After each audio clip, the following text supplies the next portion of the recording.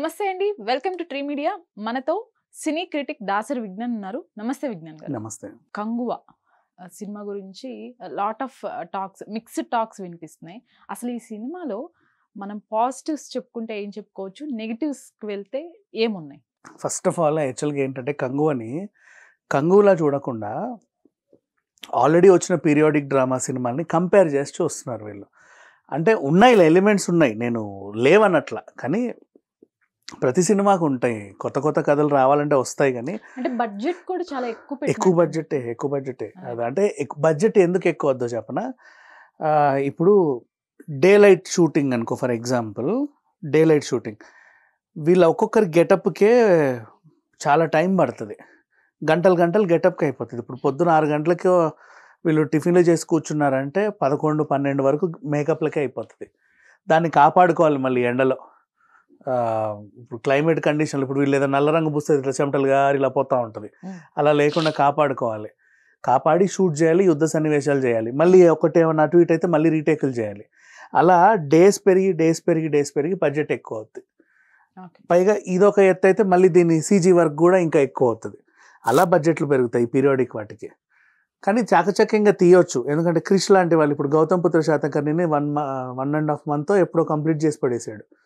తీయాలంటే అలా కూడా తీయొచ్చు, ఎవరి టాలెంట్ వాళ్ళది. ఇక అసలు విషయంలోకి వస్తే కంగువాని ఎందుకు కంపేర్ చేస్తున్నారంటే, ఇప్పుడు ఆ పిల్లోని చూడగానే ఈయనకి నాకేదో సంబంధం ఉంది అని తెలుస్తుంది. ఇట్లా టచ్ చేస్తే ఎక్కడికో వెళ్ళిపోతాం చూడు, మగధీరలాగా, అది గుర్తొస్తుంది. వీళ్ళు 5 తెగలను పెట్టుకున్నారు. ఏది హీరో ఉండేది ప్రణవంగా ఉండాలి హీరో కాబట్టి మంచిగా పేరు పెట్టుకున్నారు. చూడు ఎలా పెట్టుకున్నారో. తర్వాత విలన్కి ఒక కోన ఇవ్వాలంటే కపాల కోన అని ఇచ్చారు, పుర్రె కోన, ఆ టైపు. నెక్స్ట్ మిగతా 3 తెగలు నార్మల్ కథలో భాగం కాబట్టి, ఒకటి హిమకోన, మంచు కోన, అరణ్య కోన, అడవి కోన, సాగర కోన, వాటర్ కోన, అట్లా 3 పేర్లు పెట్టుకున్నారు. మొత్తం 5 తెగలు.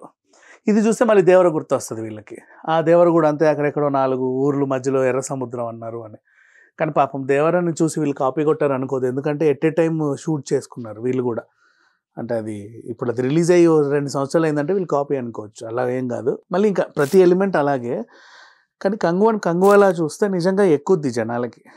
5 తెగలని అలా చూపించి వాళ్ళ మధ్యలో ఉన్న ఈ వైర్యం ఎందుకు వచ్చింది, ఆ పిల్లోడికి ఈయనకున్న సంబంధం ఏంటి, జన్మజన్మల బంధం. మళ్ళీ ఆ పిల్లోడు కూడా ఈయన మీద ఒక టైంలో రివెంజ్ తీర్చుకుంటాడు, ఒక రకంగా నెగిటివ్ అవుతాడు. ఇట్లా చూసుకుంటూ పోతే పీరియాడిక్ డ్రామాలు యాక్చువల్గా అనుకోవడం కష్టమే, ఒక కలగంటారు ఇలా ఉంటే బాగుండు అని. దాన్ని అలా ప్రజెంట్ చేయడం చాలా కష్టం. బట్ ఈయన సక్సెస్ అయ్యాడు శివ, సీరియస్లీ. అండ్ ప్రజెంట్ జనరేషన్లో ఉన్న ఈ ఫ్రాన్సిస్ స్టోరీ కొంచెం ఎక్కలేదు జనాలకి. ఆ బౌంటీ హంటర్, యోగి బాబుతో ఈయన చేసిన కామెడీ కానీ, ఆ పిల్లోడితో ఈయనకున్న కనెక్షను, హీరోయిన్తో ఈయనకి ఎందుకు లవ్, ఎందుకు బ్రేకప్, ఇవన్నీ కొంచెం ఎక్కలేదు, అంతే. ఇబ్బంది పెట్టిన మాట వాస్తవమే. కాకపోతే మరి దీనికంటే ఏమన్నా సారాంశం part 2లో ఉంటుందేమో చూడాలి. అండ్ క్లైమాక్స్లో కార్తీని ఇంట్రడ్యూస్ చేయడం బాగా నచ్చింది.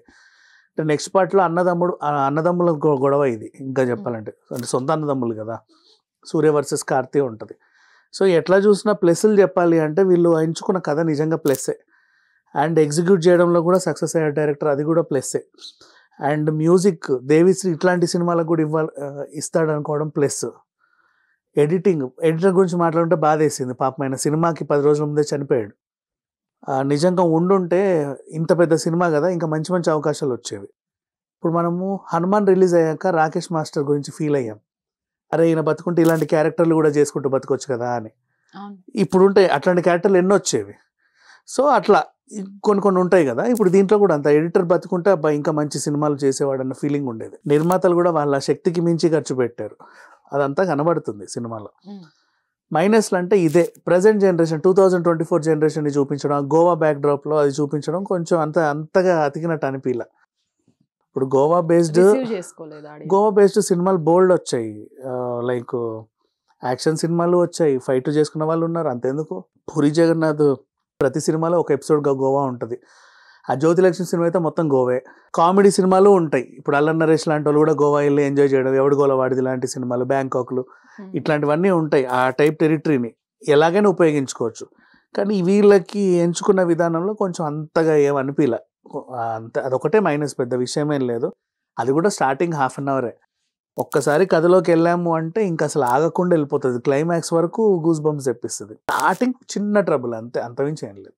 బాగుంది కంగువా, బాగాలేదని అసలు మరీ చూడకూడదు, భయంకరంగా ఉంది సినిమా, అసలు ఏం అర్థం కాలేదు, ఇదేం సినిమా అట్లా ఏం లేదు. పెట్టిన ప్రతి రూపాయికి వాల్యూ సినిమా అయితే. ఓకే.